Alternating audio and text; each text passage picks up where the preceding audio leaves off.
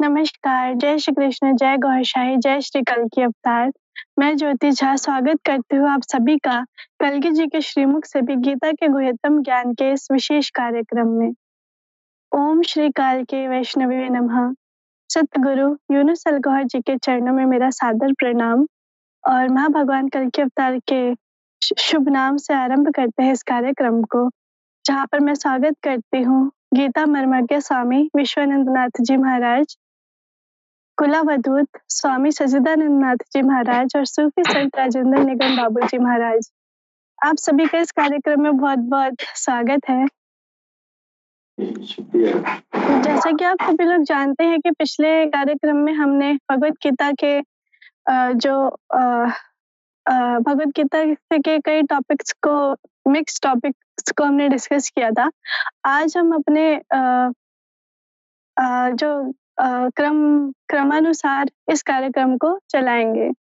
तो इस कार्यक्रम की शुरुआत में सबसे पहला प्रश्न है मेरा गीता मर्मज्ञ स्वामी विश्वानंद जी महाराज से। प्रश्न यह है कि दैवी प्रकृति की समझ देकर महान मानव हस्तियों ने सदा दैवी प्रकृति का आश्रय लिया होता है, उनसे क्या लाभ मिलते हैं, कृपया समझाने की कृपा करें। जी, स्वामी जी का अभी कॉल डिस्कनेक्ट हो गया है, तो मैं चाहती हूँ कि सूफी संत राजेंद्र निगम बाबू जी आप इस कार्यक्रम के बारे में हमारे दर्शकों को बताएं कि अलरा टीवी का ये जो प्लेटफॉर्म है ये क्या है। ये मेरे आपसे आग्रह है। जी बहन, हम अलरा टीवी पर हम देख रहे हैं कि विभिन्न धर्म समुदायों के लोग इस प्लेटफॉर्म पर इकट्ठा हो रहे हैं और भगवत प्रेम को प्राप्त कर रहे हैं। हमारा उद्देश्य सिर्फ इंसानियत के दिलों को उसके भगवान के, उसके प्रभु के नाम से आबाद करना है। हमारा कोई ऐसा उद्देश्य नहीं है, हमारा कोई किसी भी धर्म और संप्रदाय से हमारा कोई लेना देना नहीं है। हम सिर्फ दिलों की बात करते हैं, दिलों में भगवान के नाम को लाना चाहते हैं और सारी इंसानियत के दिलों से जो आसुरी संपद का जो आधिपत्य है, उस आधिपत्य से जो है छुटकारा दिलाना चाहते हैं। यही मिशन जो है अलरा टीवी का है। कोई भी किसी भी दीन धर्म में है, सबके अंदर जो है एक ही मानव संरचना होती है, एक ही आध्यात्मिक संरचना होती है। सबके अंदर जो है आसुरी और जो है दैवीय संपद निहित होता है। तो आसुरी संपद को नष्ट करना, दैवी संपद को विकसित करना, यही गीता का ज्ञान है। यही ज्ञान जो है इस अलरा टीवी के प्लेटफॉर्म से दिया जाता है।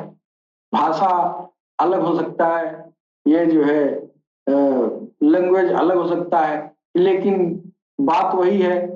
जो गीता की सत्यधारा है वो वही सत्यधारा पर सब लोग आमजन है। तो हम लोग जो मूल रूप से दिलों का इस्लाह करने का काम करते हैं। हम लोगों को किसी भी दीन धर्म के किसी भी रीति रिवाज से कोई लेना देना नहीं है। हमारा रीति रिवाज सिर्फ दिलों को भगवत नाम से आबाद करना, भगवत नाम की ज्योति इसमें प्रवाहित करना और अपनी मानस पटल में छुपी हुई जो बीमारियां हैं, काम क्रोध लोभ मोह मद मत्सर अत्याचार व्यभिचार, इसको भगवान की ज्योति से इसको जलाना, इसको मिटाना और अपने को इंसान बनाना, सिर्फ यही हमारा ध्येय है। यही हमारे अलरा टीवी का पैगाम है कि सब लोग अपने दिलों को अपने भगवान के नाम से आबाद करें और अपने दिल को पवित्र करें, अपने दिल से या अपने मानस पटल से ये बीमारियां दूर करें। इसके अलावा न हमको मंदिर से गुरेज है, न मस्जिद से गुरेज है, न हिंदू से गुरेज है, न मुसलमान से, न सिख से, ईसाई से। सब इंसान है, हमारे दिल, हमारी नजर में सब भगवान की ये मखलूक है। हम किसी से भेदभाव, ऊंच नीच नहीं करते हैं। हम सिर्फ दिलों का पैगाम देते हैं, दिलों का इस्लाह करते हैं और एक ऐसे संसार की स्थापना करना चाहते हैं जहां पर किसी के दिल में कलेश, लेश मात्र भी ना हो। जी भाई। जी, जी आपका बहुत-बहुत धन्यवाद। आपने बहुत ही प्यारा मैसेज दिया है। अभी मैं बढ़ती हूँ स्वामी जी की तरफ। स्वामी जी, अ, मैं आपके लिए सवाल जो है वो वापस से रिपीट कर देती हूँ। प्रश्न यह है कि दैवी प्रकृति की समझ देकर महान मानव हस्तियों ने सदा दैवी प्रकृति का आश्रय लिया होता है। उनसे क्या लाभ मिलते हैं? कृपया समझाने की कृपा करें। जी, गौर साई मरहबा। अपने पैनल में बैठे हुए सब संतों को प्रणाम करते हुए, बहन जी आपको भी बहुत शुभकामना देते हुए, अपने महान सदगुरु यूनुस अलगोर जी के आशीर्वाद लेते हुए अपने आपके प्रश्नों की जवाब की ओर आगे बढ़ते हैं। देवी प्रकृति की समझ और महान मानव हस्तियों ने सदा देवी प्रकृति का आश्रय लिया होता है।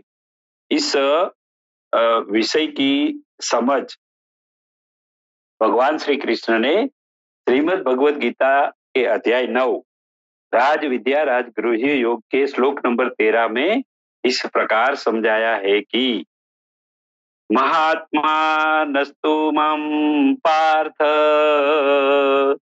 देवी प्रकृतिमाश्रिताः भजन्त्यन्यन्मनसो ज्ञात्वा भूतादिमव्ययम्।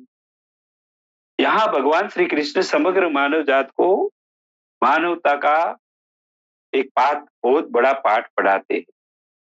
भगवान श्री कृष्ण कहते हैं कि परमात्मा ऐसा कृपालु है, उन्होंने ऐसी सिस्टम और ऐसी व्यवस्था बनाई हुई होती है कि जो ज्ञान मानव को एकदम करीब, यानी कि मानव के शरीर का आधार बना के, शरीर का आधार मनुष्य के शरीर का ही आधार बना के ये ज्ञान को, दिव्य ज्ञान को वो समझाते हैं। इसी श्लोक में भी आपके प्रश्न का जवाब भी भगवान श्री कृष्ण यहाँ मानव शरीर का आधार बना के देवी प्रकृति का स्थान कहाँ है, वो देवी प्रकृति का कार्य क्या है, और उन्होंने जो देवी प्रकृति का आश्रय लिया है उसका, उससे लाभ क्या होता है। ये महान हस्तियों ने ये सदा ये देवी प्रकृति का आधार क्यों लिया और उससे क्या फायदा होता है, ये सारी बातों को आज भगवान श्री कृष्ण ने इसी श्लोक के माध्यम से जो समझाया है वो हम मानव के शरीर में समझने की कोशिश करेंगे। तो ये देवी प्रकृति को समझाने के लिए भगवान श्री कृष्ण ने मानव शरीर में दो प्रकार की संपदा बताई है। ये हृदय और हृदय से ऊपर हमेशा देवी प्रकृति को रखा गया है और देवी प्रकृति को ही वहां समझाना है। और इसी श्रीमद् भगवद गीता के एक श्लोक में भगवान ने इसको देवी संपदा भी कहा है। और नाभि के नीचे के हिस्से में मनुष्य के शरीर में आसुरी संपदा को रखा है और वहां समझाया है। तो अभी अपन ये आसुरी संपदा और आसुरी प्रकृति को इसी श्लोक से नहीं समझना है, लेकिन देवी प्रकृति और देवी संपदा को हम समझने की कोशिश करेंगे। तो ये हृदय जो है वो हृदय में जीवात्मा रखा गया है और वो जीवात्मा है कौन, तो परमात्मा का एक छोटा रूप है। जगत का मालिक अल्लाह ताला परमात्मा स्वयं आत्मा का रूप सजा के मनुष्य के शरीर में, हृदय में विद्यमान है। इसीलिए ये हृदय और हृदय के ऊपर के हिस्सों में देवी प्रकृति का स्थान बताया है। मनुष्य अगर उसमें ध्यान देंगे, उसके कार्यों को ध्यान में लेंगे तो मनुष्य देवी प्रकृति का फायदा उठा पाएंगे। और देवी प्रकृति से क्या लाभ होता है उसको समझने के लिए उनके कार्यों पर यहाँ भगवान श्री कृष्ण कह रहे हैं कि ये हृदय और हृदय के ऊपर के हिस्से में कौन से कार्य होत रहे हैं, वो कार्यों से सारी मानव जात को क्या फायदा होता है, इसके बारे में यहाँ भगवान श्री कृष्ण कह रहे हैं कि हृदय में स्वयं परमात्मा विराजमान है। जब भगत परमात्मा का नाम, अल्लाह ताला का जाति नाम जब हृदय में स्थापन करता है, तब वो परमात्मा जो सारा ब्रह्मांड उत्पन्न करता है, वो परमात्मा नाम के साथ भगत के हृदय में आ जाता है। और वो आके अपने बच्चा, प्यारा बच्चा जो आत्मा के रूप में उसका ही रूप होता है, तो उसकी मदद करना शुरू करता है। तो जैसे जैसे भगत लोग सिमरन करता है, परमात्मा का नाम का सिमरन करता है, तो जो मनुष्य को जो शरीर को चाहिए वो तो प्रकृति से मिल ही रहा है। शरीर का खुराक 5 तत्वों से बनी हुई शरीर, ये प्रकृति के 5 तत्वों से उसका खुराक तो मिल ही रहा है। लेकिन आत्मा जो है वो हृदय में विराजमान है, उसका खुराक हृदय में उत्पन्न होता हुआ दिव्य प्रकाश, दिव्य ज्ञान, दिव्य गुण, ये सब आत्मा का खुराक है। वो आत्मा का खुराक जब आत्मा को मिलता है तब आत्मा शक्ति संपन्न बनने लगता है। इसीलिए यहाँ सदगुरु महाराज परमात्मा का, अल्लाह ताला का जाति नाम जब हृदय में एक बीज के रूप में स्थापन करता है, फिर भगत सिमरन करता है, तो उसको खुराक के रूप में ज्ञान की बातें यहाँ आना शुरू हो जाती है गुरु महाराज के मुख से। और यहाँ बैठी परमात्मा की आवाज, वो संदेशा वो आना शुरू होता है। वो अगर तो आवाज वाला है तो यहाँ सुनाई देगा, अगर वो वॉइसलेस होगा, आवाज नहीं होगा, तो बुद्धि में समझ में आ जाएगा कि ये मेरा पिता मेरे को हृदय में आके देवी संपदा का खजाना दे रहा है। तो ये देवी संपदा का खजाना, देवी प्रकृति का हिस्सा हृदय और हृदय के ऊपर रखा गया है। तो यहाँ जगत का मालिक परमात्मा के रूप में जब नाम के रूप में आ जाता है, तो वो ज्ञान की सर्वाणी, ज्ञान का महासागर उमड़ रहा है, ज्ञान देना शुरू होता है। वो यहाँ कान में आवाज वाली बातें जो सदगुरु के मुख से निकलती है, ज्ञानी पुरुषों के मुख से निकलती है, वो खुराक यहाँ के जरिए से, कान के जरिए से हृदय तक पहुंचती है जहाँ आत्मा विराजमान है।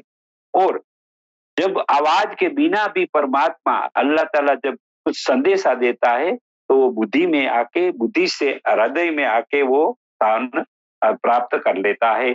फिर जब परमात्मा का दर्शन करने लायक, जब ये आत्मा लायक बन जाती है, तब वो शक्तियों से वो आध्यात्मिक यात्रा करने का जो हिस्सा है वो ऊपर की ओर ही जाता है। यानी कि आत्मा को ऊपर जाना है, इसलिए ऊपर रखा गया है, नाभि स्थान में नफ्स को रखा गया है। आत्मा जब शक्ति वाला होता है, जैसे दीपक प्रकट होता है तो उसकी ज्योत हमेशा ऊपर की ओर जाती है, नीचे की ओर नहीं जाती है। इसी तरह आत्मा जब शक्ति वाला होता है तो हमेशा वो ऊपर की ओर उड़ान भरता है। और जब जगत का मालिक के दुनिया में, परम धाम में जब आत्मा पहुंच जाती है, तब उसको यहाँ दिव्य दृष्टि, गुरु महाराज की कृपा से उसको दिव्य दृष्टि प्रदान होती है। ये चर्म चक्षु से ये दुनिया की सारी चीजें दिखी जाती है, लेकिन ये दिव्य चक्षु यहाँ रखी गई है। जो हम तिलक, सनातन धर्म में तिलक हम यहाँ करते हैं, अभी हमारे संतों ने भी तिलक यहाँ किया हुआ है। समग्र सनातन धर्म की माता, बहनें, बेटियां तिलक यहाँ करती है। तो यहाँ अन्ना के रूप में, यानी कि दिव्य चक्षु यहाँ रखी गई है। जब ये देवी संपदा, दिव्य शक्ति जब ऊपर उठती है, तब ये नूर, जब शक्ति प्रकाश ऊपर उठता है, तब यहाँ जब पहुंचता है, तब वो परम धाम में जाके साधक परमात्मा का दिव्य दर्शन ये दिव्य चक्षु से कर पाता है। इसलिए ये सारा मामला जो है ना, मनुष्य के शरीर में ये देवी प्रकृति ये हृदय और हृदय के ऊपर के हिस्से में रखी गई है, जहां पूरे शरीर को संचालन करने के लिए जगत का मालिक प्राण के रूप में बनके जब यहाँ प्रवेश करता है, वो भी प्राण का हिस्सा यहाँ रखा गया है। और दर्शन का भी भाग यहाँ रखा गया है। परमात्मा की कोई रूहानी ज्ञान की स्पर्श होता है, कोई एक अच्छी कोई बातों का स्पर्श होता है, सदगुरु के चरण का स्पर्श होता है, वो चर्म भी स्पर्श इंद्री भी यहाँ रखी गई है, ज्ञान की श्रवण इंद्री भी यहाँ रखी गई है। तो ये सारा मामला हृदय और हृदय से ऊपर जो हिस्सा है मनुष्य के शरीर में, वो देवी प्रकृति को समझाने के लिए वो हिस्सा रखा गया है। तो ये देवी प्रकृति का ये स्थान है और देवी प्रकृति का कार्य है ज्ञान देके, प्रकाश देके, आत्मा को शक्ति वाला करके, उड़ान भराने के लिए लायक बना के, परम धाम में ले जाके, अरसे इलाही पे ले जाके, दिव्य दृष्टि से दिव्य दर्शन कराने का सारा कार्य भी ये देवी प्रकृति से होता है। इसीलिए यहाँ जो आपका इसी प्रश्न में जब आपने कहा कि महान मानव हस्तियों ने सदा देवी प्रकृति का आश्रय क्यों लिया है, उन्होंने देवी प्रकृति का ही आश्रय लिया होता है, क्योंकि महापुरुष अपने जीवन को सार्थक करने के लिए, जगत का मालिक का दर्शन प्राप्त करने के लिए और अपनी आत्मा को लायक बना के जब उड़ान भर के परम धाम में ले जाना है, तो ये देवी प्रकृति हृदय और हृदय से ऊपर के हिस्से में जो दैवी संपत्ति का जो कार्य है, वो कार्य में ध्यान देंगे और उसी में ही रस लेंगे, तो वो उसकी आत्मा को लायक बना पाएंगे। लेकिन नफ्स, नाभि में बैठा नफ्स और उसके कार्यों में ध्यान देगा, तो वो तो अधिक अधोगति को प्राप्त होगा।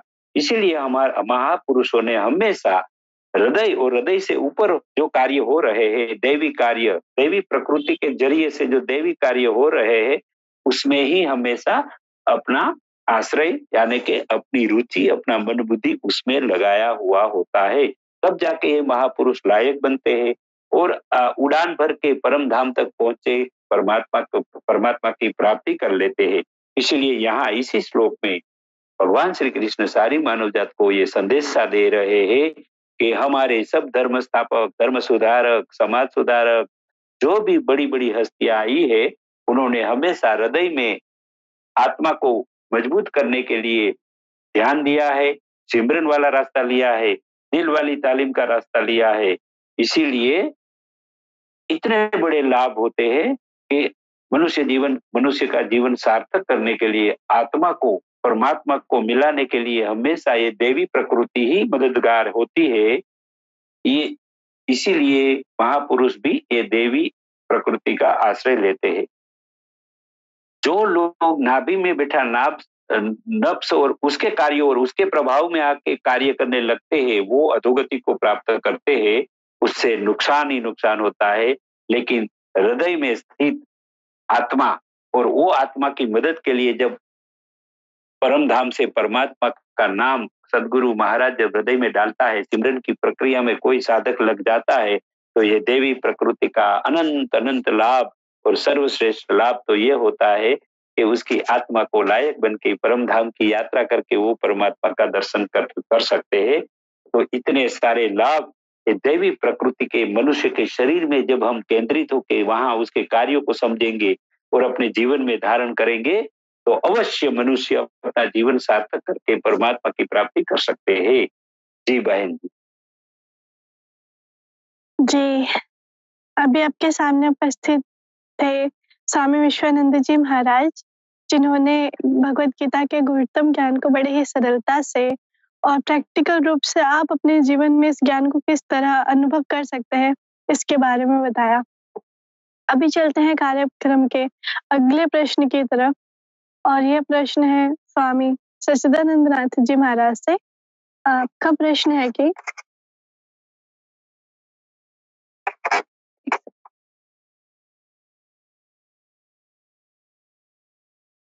भक्त लोग विविध प्रकार से परमात्मा की भक्ति करते हैं, इससे समझाकर बताएं कि इन सभी भक्तों में ज्ञान फैलाने वाले श्रेष्ठ क्यों हैं? कृपया समझाने की कृपा करें।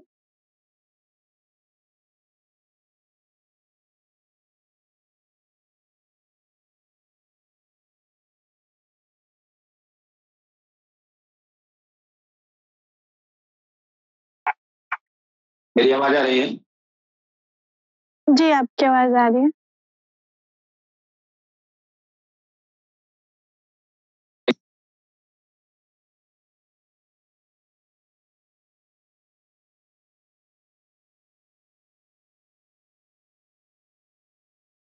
आपकी आवाज आई नहीं, मेरी आवाज आ रही है तो प्रश्न दोहरा दीजिए। जी जरूर। प्रश्न यह है कि भक्त लोग विविध प्रकार से परमात्मा की भक्ति करते हैं, इससे समझाकर बताएं कि इन सभी भक्तों में ज्ञान फैलाने वाले श्रेष्ठ क्यों हैं। कृपया समझाने की कृपा करें। सदगुरु शरण कमलेभ्यो नमः। आप सभी का हार्दिक स्वागत एवं अभिनंदन है। अभी स्वामी जी ने बड़े सुंदर और विस्तार से उस सोपान का वर्णन किया, जिस सोपान पे चलने के लिए 3 मार्ग बताए गए हैं। एक तो ज्ञान मार्ग है, जिसमें साधक अपने बलाबल का ज्ञान करते, अपने लाभ हानि का ध्यान रखते हुए खुद अपने आप को ही उस ब्रह्म के से आवृत समझता है, अहम ब्रह्मास्मि कहता है। इस रास्ते से बढ़ता है और इसका चरम जब मिलता है तो वो अहम ब्रह्मास्मि की स्थिति होती है। दूसरा रास्ता कर्म योग का, जो नियत कर्म है उसको बिना किसी कामना के, बिना किसी आसक्ति से करते रहे। और तीसरा है भक्ति मार्ग। स्वामी जी ने कहा कि 2 वृत्तियां हैं, एक दैवी वृत्ति है, एक आसुरी वृत्ति है।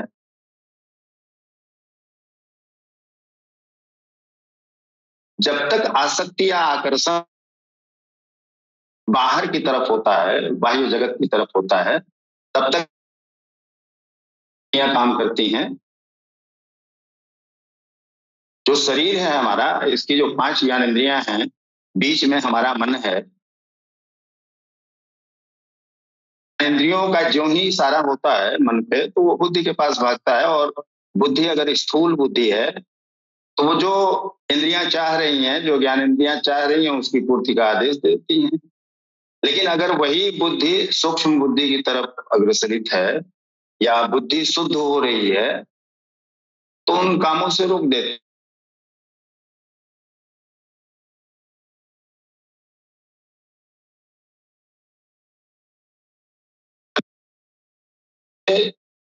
जब हम यू टर्न ले लेते हैं दैवी वृत्ति की तरफ, उस परमात्मा की तरफ, तो आकर्षण उधर बढ़ जाता है। और भक्ति में भक्त तो प्रियतम मान लेता है ना। कोई कोई भक्त हैं जो परमात्मा को अपना प्रियतम दूल्हा मान लेते हैं।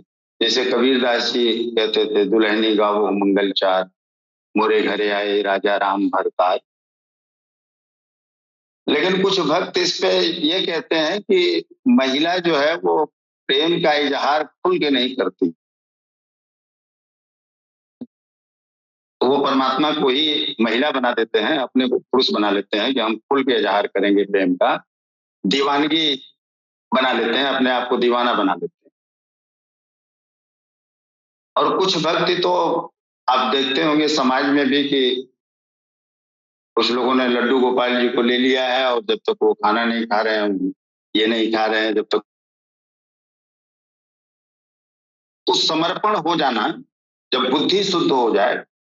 कहने का आशय यह है कि मन आसुरी वृत्तियों से हट जाए और दैवी वृत्ति की तरफ बुद्धि शुद्ध होने लगे, या सूक्ष्म बुद्धि हो जाए, इधर की तरफ आ जाए, मन संयमित हो जाए और बुद्धि शुद्ध हो जाए। ऐसी स्थितियों में समर्पण अपने आप आ जाता है। और जब तक अपने अर्पण नहीं होता, तब तक वो भक्ति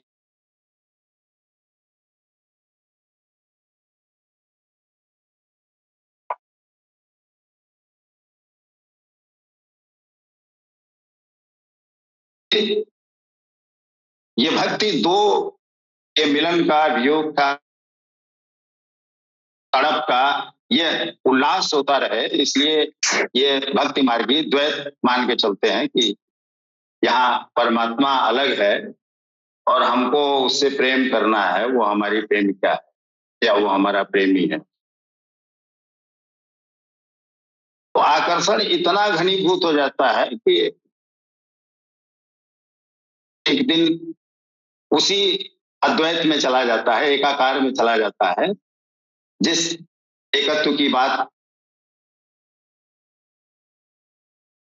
ज्ञान मार्गियों के लिए बताया कि वो भी ज्ञान, ये और ज्ञाता, ये तीनों का जब एकाकार हो जाता है तो ये मार्ग का चरम।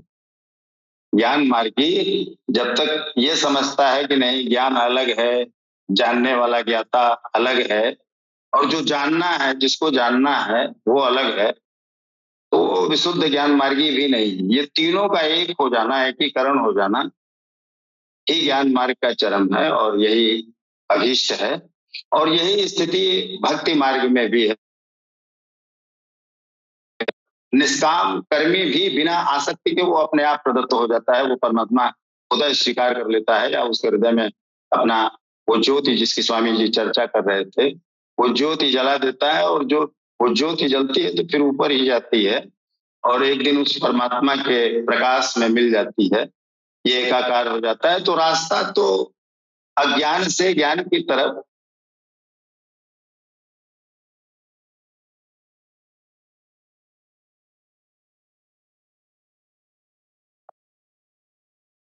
भक्ति का मार्ग बना देते हैं या बता देते हैं। तो समर्पण जहां भी है, चाहे वो अज्ञान मतलब हम ठीक से न जानते हों, ये बहुत मतलब नहीं रखता। समर्पण बहुत मतलब रखता है कि हम अपने प्रियतम के प्रति, अपने प्रेयसी के प्रति कितना समर्पित है, उस परमात्मा के प्रति कितना समर्पित है।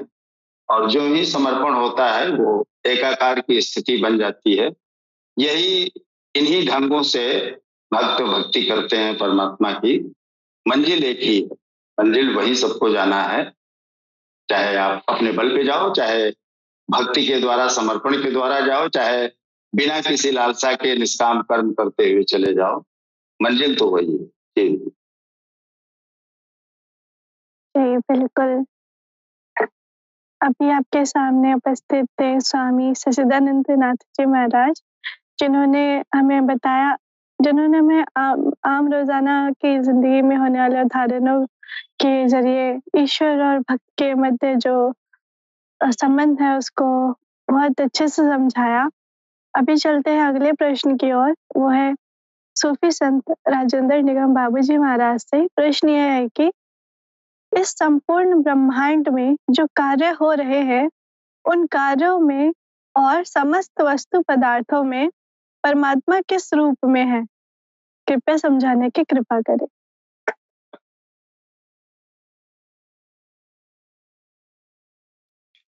जी, सबसे पहले भगवान सदगुरु के चरणों में नमन करते हुए हमारे वरिष्ठ दिव्य संत महात्मा जो पैनल में बैठे हैं उनको भी मैं सर नवाकर प्रणाम करता हूँ, और अपनी छोटी बहन को भी ढेर सारा स्नेह में देता हूँ। बहन ने जो सवाल किया है बहुत अच्छा सवाल किया है। मैं इसको गीता की रोशनी में पहले मैं बताना चाहूंगा, फिर इस बात को मैं सरकार गौरशाही के शिक्षाओं की रोशनी में बताना चाहूंगा।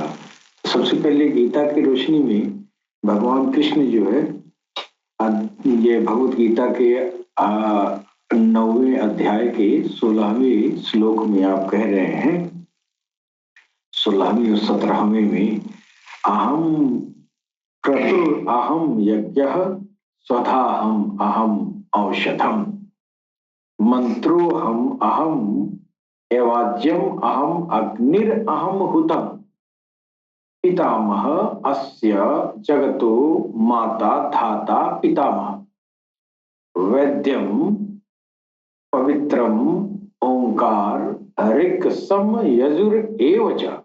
अर्थात भगवान कह रहे हैं कि मैं ही वैदिक अनुष्ठान हूं, मैं ही यज्ञ हूं, तथा मैं ही पितरों को अर्पित किया जाने वाला हवन हूं, और मैं ही औषधि हूं, तथा मैं ही वैदिक मंत्र हूं, मैं ही घी हूं, मैं ही अग्नि हूं, तथा मैं ही आहुति देने का कार्य हूं, मैं ही इस ब्रह्मांड का पिता हूं, मैं ही माता हूं, पालन करता तथा पितामह भी मैं ही हूं।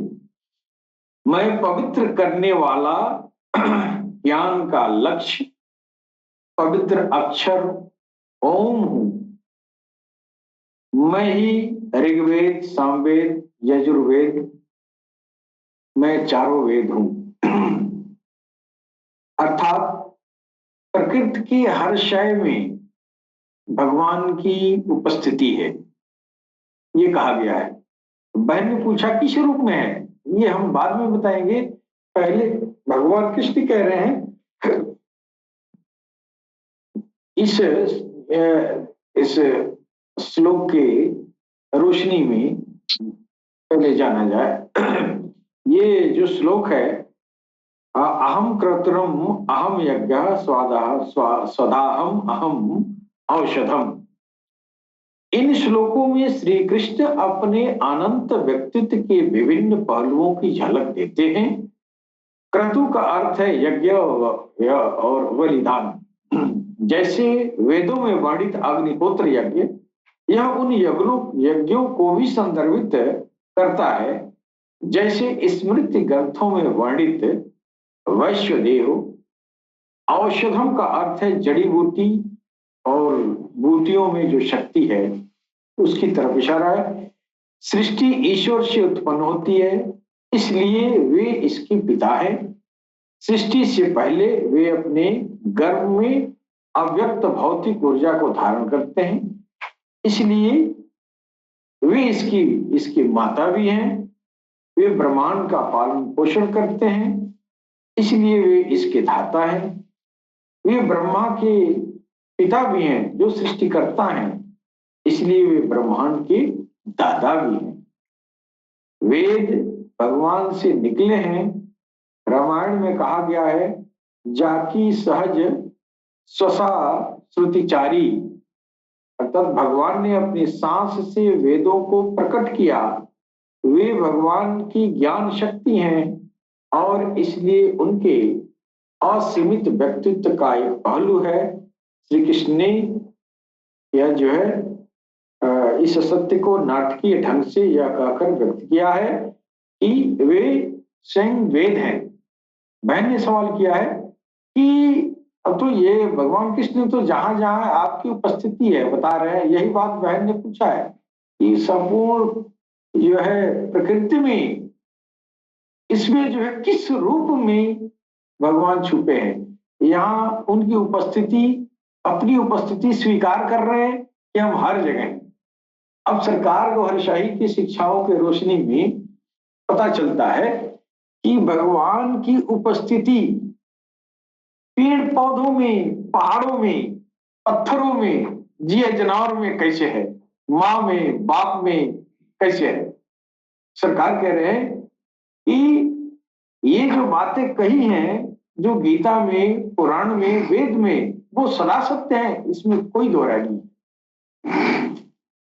लेकिन किस रूप में उपस्थिति है, बहन ने बहुत अच्छी सवाल किया है। ये श्लोक पढ़ने के बाद भी आदमी को यह बात क्लियर नहीं होता है कि भगवान किस तरह है, कहाँ जरे जरे में है, कहाँ पेड़ पौधों में है, कहाँ जिया जना दिखाई नहीं देता है। और भगवान कह भी रहे हम इसमें है, लेकिन स्वरूप किसी ने बताया। स्वरूप बताया भगवान काल की अवतार सरकार गौहरशाही ने कि इंसान ये जो है कि भगवान के, ईश्वर के अमर से बना। अमर मतलब ये उसने कहा कि हो जा और हो गया। तो जो कहा हो जा, तो वो बोलने में जो नैनो पार्टिकल्स उसके जुबान से निकला, उस नैनो पार्टिकल्स का जो है पूरे जीवों का निर्माण हुआ। यानी जीवों में वही परमात्मा निहित है। अब कहा है कि वल शजर वल हजर यस जुदान, यानी यहाँ का हर चीज, पेड़ पौधा, जिया जानवर, सब कुछ भगवान के नाम का भजन करता है, संकीर्तन करता है। अब सरकार ने कहा कि तुम पत्थरों की अंगूठियां पहनते हो, क्यों पहनते हो? ये इसलिए पहनते हो कि ये पत्थर जो है भगवान के नाम का संकीर्तन करता है। जब ये संकीर्तन करता है तो उसमें एक तरह की ज्योति बनती है। ये ज्योति कहां से आती है? पत्थर पत्थर से टकराता है तो चिंगारी निकलती है। ये कोई किसी ने कभी कहा था? वो इसलिए कहा गया कि पत्थर जो है भगवान का सिमरन करता है और उस सिमरन से जो नूर और ज्योति बनती है, वही नूर और ज्योति जब रगड़ा लगता है तो वो आग निकलता है। वो तवानाई, पत्थर पत्थर को रगड़ेंगे गर्म हो जाएगा, लोहे लोहे को रगड़ेंगे गर्म हो जाता है। ये वो तवानाई है, वो नूर है, वो एक अलग किस्म का नूर है। भगवान के अलग अलग नामों का अलग अलग किस्म का ज्योति बनता है, लेकिन वो भगवान का नाम का सिमरन करता है। जब सिमरन करता है तो उसमें उस सिमरन से, उस नाम के संकीर्तन से, रगड़ा से, उसका टकरार से ज्योति बनती है। तो वो भगवान की ज्योति है, भगवान का नूर है। प्रकृति में जो भी चीजें आपको दिखाई दे रही हैं, उसमें जो भगवान की उपस्थिति है वो भगवान के नाम के दिव्य ज्योति के रूप में है, यानी तवानाई के रूप में है। माँ अपने बेटे से कितनी मोहब्बत करती है। एक कुतिया अपने बच्चे से बहुत मोहब्बत करती है, अपनी जान पर खेल जाती है। अगर शेर का बच्चा कुतिया के बच्चे को अगर वो जो है शिकार करने आता है, उसकी माँ देखती है जान पे खेल जाती है। क्यों? इसलिए कि उस अपने बच्चे को जो रक्षात्मक आवरण बन के आ रही है, उसको परवरिश कर रही है, वो जो भाव है वो उस नूर की वजह से है, जो प्रभु का नूर है, ईश्वर का। उस नूर के रूप में उसके अंदर भी भगवान निहित है। लेकिन हमारे मुसलमान भाई को पता नहीं चलता है कि अगर हम जिया जनाब की को प्रणाम करते हैं तो कहते हैं ये तो देखो ये क्या कर रहा है, ये तो जिया जनाब पेड़ पौधा सब पूजा कर रहा है। और वही लोग जो है, वही चरमपंथी लोग अंगूठियां भी पहनते हैं और कहते हैं इससे हमको बरकत हो रही है। अरे बरकत इसलिए हो रही है, उसमें अल्लाह का नूर है ना, अल्लाह के सिफाती नाम का नूर है। उस नूर के रूप में ईश्वर उसमें मौजूद है, फिर उससे तुमको प्रलाभ मिल रहा है ना, है नहीं? भगवान श्री राम को हनुमान के रूप में कहा जाता है कि एक वो बंदर की प्रजाति थे। माना अगर बंदर की प्रजाति थे, है कि नहीं? उन्होंने मैत्री भावना भगवान राम के साथ मैत्री भावना रखा ना। वो भावना कहां से आया? वो भावना उसी भगवान के नूर की वजह से आया। इसी तरह हमारे कुछ पेड़ पौधे भी हैं, हम पेड़ पौधों को पूजते हैं, उससे हमको प्रलाभ भी मिलता है, जुगों जुगों से प्रलाभ मिल रहा है, इसलिए पेड़ की पूजा होती रही है। सरकार ने कहा वो गलत नहीं है, वो भी जो सजर हजर है सब भगवान के नाम का संकीर्तन करते हैं। उस संकीर्तन से जो नूर बनता है, उस नूर से प्रलाभ दुनिया को मिलता है। लिहाजा भगवान की उपस्थिति कण कण में उसके नूर के ज्योति के रूप में है। यही बहन ने सवाल किया है। बहन, मेरी बातों से अगर आप संतुष्ट हो तो बताएं, हम अपनी बात जी आपने बहुत अच्छे से इसको एक्सप्लेन किया है। मैं आशा करती हूँ कि हमारे दर्शकों को भी ये गुड़ ज्ञान समझ में आया होगा। और अभी चलते हैं कार्यक्रम के अगले प्रश्न की ओर, जो प्रश्न है गीता मर्मज्ञ स्वामी विश्वानंद जी महाराज से। प्रश्न यह है कि संपूर्ण ब्रह्मांड के माता पिता परमात्मा ही है, इसे समझकर बताएं कि पवित्र ओमकार में और धर्म ग्रंथों में परमात्मा कैसे विद्यमान रहते हैं। कृपया समझाने की कृपा करें। पूर्ण ब्रह्मांड का माता पिता परमात्मा ही है, इस विषय को समग्र मानव जात को भगवान श्री कृष्ण ने अध्याय 9 राज विद्या राजगुह्य योग के श्लोक नंबर 17 में समझाया है कि पिता अहम अस्य जगतो माता दाता पितामह वेदं पवित्रमोंकार रूक्त सामम यजुरेव च। यहाँ भगवान श्री कृष्ण समझा रहे हैं कि इस जगत का माता पिता सबको उनके कर्मों के अनुसार फल देने वाला केवल परमात्मा ही है। जानने योग्य पवित्र ओमकार और वेदों में स्थित जो दिव्य ज्ञान है वो परमात्मा का ज्ञान का ही स्वरूप है। इस विषय को अच्छी तरह स्पष्ट करने के लिए इस अध्याय 9 राज विद्या राजगुह्य योग में श्लोक नंबर 10 में भगवान श्री कृष्ण ने समझाया है कि श्लोक नंबर 10 में भी इसकी स्पष्टता की गई है। मयाध्यक्षेण प्रकृतिः श्रूयते सचराचरम् हेतुनानेन कौन्तेय जगद्विपरिवर्तते। यहाँ भगवान श्री कृष्ण समझा रहे हैं कि परमात्मा की जो आध्यात्मता में उनकी दिव्य और भव्य दृष्टि नीचे ही प्रकृति जड़ और चेतन समेत संपूर्ण ब्रह्मांड उत्पन्न करती है। इसका मतलब क्या हुआ कि परमात्मा की शक्ति से उसकी नजर के नीचे ही ये प्रकृति समग्र सृष्टि को समग्र ब्रह्मांड को उत्पन्न कर सकती है। परमात्मा की दृष्टि नहीं होती तो वो प्रकृति भी कुछ नहीं कर सकती है। इसका मतलब यह हुआ कि समग्र ब्रह्मांड और उसमें जो कुछ है उसका सर्जन करने वाला परमपिता परमात्मा ही है।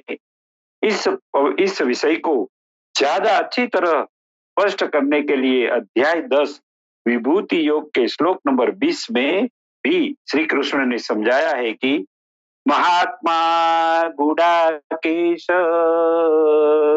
सर्वभूताशया स्थितः अहम् आत्मादित्य मध्यमम् च भूतानामन्त एव च। यहाँ भगवान श्री कृष्ण समझा रहे हैं कि परमात्मा ने अपनी इच्छा से अपना अस्तित्व में से ही अनंत आत्मा का रूप सजा के हर एक प्राणियों के हृदय में एक आत्मा के रूप में वो परमात्मा स्वयं रहता है और सब प्राणियों का सर्जन करने वाला, उसकी पालना करने वाला। और जब ये सारी सृष्टि बिगड़ जाती है, बुरे लोग और नेगेटिव लोग और नफ्स असुर आसुरी शक्तियां जब इस सुंदर दुनिया को सारी व्यवस्था को बिगाड़ देते हैं, तब इस समग्र जीव सृष्टि को विसर्जन करने वाला एक ही परमात्मा है। इसके अलावा दूसरा कोई नहीं है। इसीलिए यह साबित होता है कि संपूर्ण ब्रह्मांड का माता पिता एक परमात्मा ही है, दूसरा कोई नहीं है। तो इन 3 श्लोकों में भगवान स्पष्टता दे रहे हैं। अभी ओमकार में, ओमकार का अर्थ है जब मनुष्य अपनी मनमर्जी करने लगता है, स्वार्थी भाव से बुरे कर्म करने लगता है, तब ब्रह्मांड के ऊपर से परम धाम से वो परमात्मा सावधान करने के लिए उसकी आवाज निकालता है। वो गेबी आवाज आती है, ओ मैं हूं तुम्हारा परम पिता। ओम यानी कि बुरे कर्म करने वाले लोगों को सावधान करता है गेबी आवाज से, नाद ब्रह्म से। ओम मैं हूं, उससे निकला है ओम। और ओमकार का मतलब है तुम जो कर्म करते हो, समग्र सृष्टि में जो कर्म हो रहा है वो मेरे ओमकार के रूप से ही हो रहा है। इसको ओमकार कहा गया है। और सर्व धर्म, दुनिया के जितने भी धर्म ग्रंथ है वो धर्म ग्रंथ में परमात्मा ने ही अपने संदेशवाहक के जरिए से, अपने धर्म स्थापकों के जरिए से, धर्म सुधारकों के जरिए से दिव्य ज्ञान को, समग्र जीव सृष्टि को आनंदपूर्ण रखने के लिए जो दिव्य ज्ञान को रखा है, वो सब धर्म ग्रंथों में दिव्य ज्ञान के रूप में परमात्मा ही विद्यमान है। यानी कि धर्म ग्रंथों में जो ज्ञान है वो ज्ञान का स्वरूप धारण करके परमात्मा धर्म ग्रंथों में विद्यमान है, धर्म ग्रंथों में बसा हुआ है। ऐसा हम सबको समझना चाहिए, ताकि हम समग्र मानव जात सब धर्मों का भी रिगार्ड करेंगे, सब धर्म स्थापकों का भी रिगार्ड करेंगे, और सब धर्म ग्रंथों में जो दिव्य ज्ञान दिया हुआ है वो एक ही परमात्मा ने दिया हुआ है। इसलिए सब धर्म ग्रंथों में दिया हुआ दिव्य ज्ञान का भी हम सब लोग अध्ययन करके हमारे जीवन में धारण करने के लिए प्रयास करेंगे। इसीलिए धर्म ग्रंथों में विद्यमान जो दिव्य ज्ञान है वो परमात्मा का ही तो रूप है, और परमात्मा के इसी रूप में वो परमात्मा सब धर्म ग्रंथों में बसा हुआ है। जी दीदी। जी, आपका बहुत बहुत धन्यवाद स्वामी जी।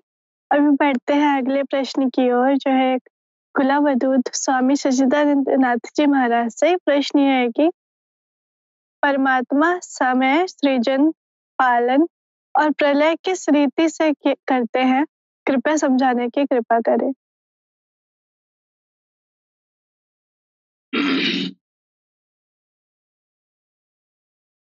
अभी स्वामी जी ने कहा कि सब में वही परमात्मा है और चेतावनी देता रहता है, वो मैं हूं, बैठा भी है, दृष्टा भी है। और सूफी साहब ने भी कहा कि पत्थरों में, वृक्षों में भी वो परमात्मा है, उसका नूर है, उसका एक अंश है। जब वो पुरुष इस प्रकृति को बनाता है, परा प्रकृति जब उसके अर्धांग से निकली, आद्या भगवती काली, तो इन्होंने पंचभूतों की जो रचना हुई उसको बैलेंस करने का काम किया। तो जो भी प्रकृति के गुण हैं, इस पंच महाभूतों के जो गुण हैं, वो गुण ही वो परा प्रकृति का स्वरूप है। वो शक्ति ही उसकी अभिव्यक्ति का माध्यम है। और वो परमात्मा तो दृष्टा के रूप में हर जगह विद्यमान है। वो कहाँ कुछ करता है? वो तो कहता है बीज अव्ययम, मैं वो बीज हूं जो व्यय नहीं होता। हम देखते हैं कि जमीन में हम कोई बीज डालते हैं तो वो व्यय हो जाता है, तब वृक्ष निकलता है या पौधा निकलता है। लेकिन ये तो वो बीज है जो व्यय ही नहीं हो सकता, अव्यय। वही हर जगह है। उसकी कहीं किसी चीज को सिफात कह देते हैं लोग, कहीं शक्ति का रूप दे देते हैं। तो वैसे ही अभी पिछले अध्याय में भगवान कृष्ण ने समझाया कि जो समष्टि का स्वरूप है उसमें जो आध्यात्म है, स्वभाव अध्यात्म उच्चते, जो स्वभाव है परमात्मा का, वो स्वभाव क्या है? सृजन करना, पालन करना और संहार करना, यही उसका स्वभाव है। इसी को हम सनातन में ब्रह्मा, विष्णु और महेश कह देते हैं। लेकिन ये तो स्वतः हो रहा है ना, गुणा गुणे से वर्तनते। ये तो प्रकृति, पृथ्वी अगर टिकी है अपने अक्षांश पे, तो उस पराशक्ति के ताकत से या अपने गुरुत्वाकर्षण से, या जो भी एक दूसरे ग्रह एक दूसरे से लटके पड़े हैं, वो कौन सी शक्ति संभाल रही है? वो परमात्मा की ही तो शक्ति है। वही अपरा प्रकृति को संभाले हुए है पूरी, जिसे हम परा प्रकृति कहते हैं, आद्या कहते हैं, काली कहते हैं, आदि जननी कहते हैं। तो वही तो हर जगह है। जब तक हम भेद में हैं, अज्ञान में हैं,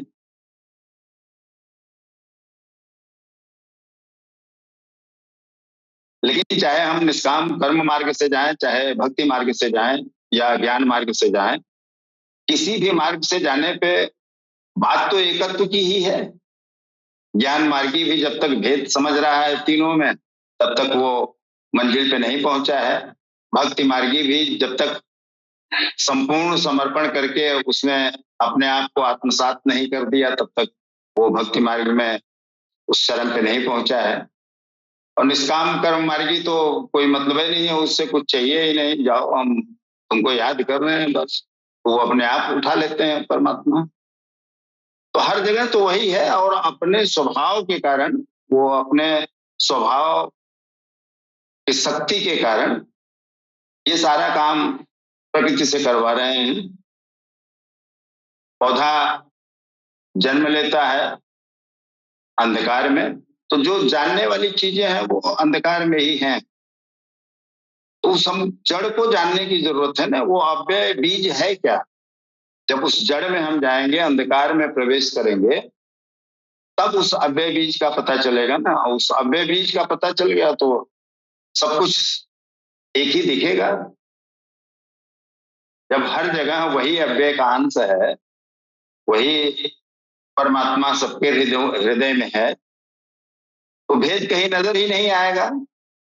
ये काम तो प्रकृति कर रही है।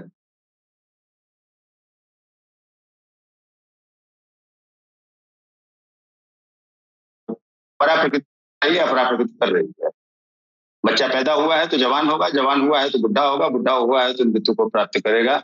ये ध्रुव सत्य है, कटु सत्य है। तो ये परमात्मा की ही शक्ति करा रही है, वो परा प्रकृति करा रही है, और ये अपरा प्रकृति उसको कर रही है। पंच महाभूतों का ही तो सारा खेल है, और वो स्वतः हो रहा है। वो तो दृष्टा बन के आनंद ले रहा है, क्योंकि आनंद अपने हिस्से में ही चुरा लिया था। सत और चित तो इधर बांट दिया था, पत्थरों में भी सत डाल दिया। जैसे सूफी साहब ने कहा कि उसका नूर है, तो नूर सतरूप में है। सनातन भी मानता है कि सतरूप में वो उपस्थित है, चाहे जड़ हो, चाहे कोई पत्थर हो, वृक्ष हो, कुछ भी हो, वहां सतरूप से वो अवस्थित है परमात्मा। बस चित्त नहीं डाला उसमें, चेतन नहीं डाला, वो सोच नहीं सकता, कार्य नहीं कर सकता। और हमारे पास सत भी है और चित्त भी है, लेकिन आनंद हमसे भी छुपा लिया, अपने पास रख लिया कि भटको इसी जड़ में। तो है तो वही सब, हर जगह खेल तो वही खेल रहा है। तो अपने इन तीन गुणों के माध्यम से सृजन भी करता है, पालन भी करता है, और संहार भी करता है, जिसको हम ब्रह्मा, विष्णु और महेश कहते हैं। यही त्रिगुणात्मिका है। इन तीनों गुणों के आधार पर ये काम अपने आप होता रहता है। परा प्रकृति करवाती है, और ये प्रकृति उसको अपरा प्रकृति करती रहती है। लेकिन इन सारी चीजों से उठ के हमको उस जड़ में जाना जरूरी है, उस अंधकार में भी है, उस खाई पे छलांग लगा।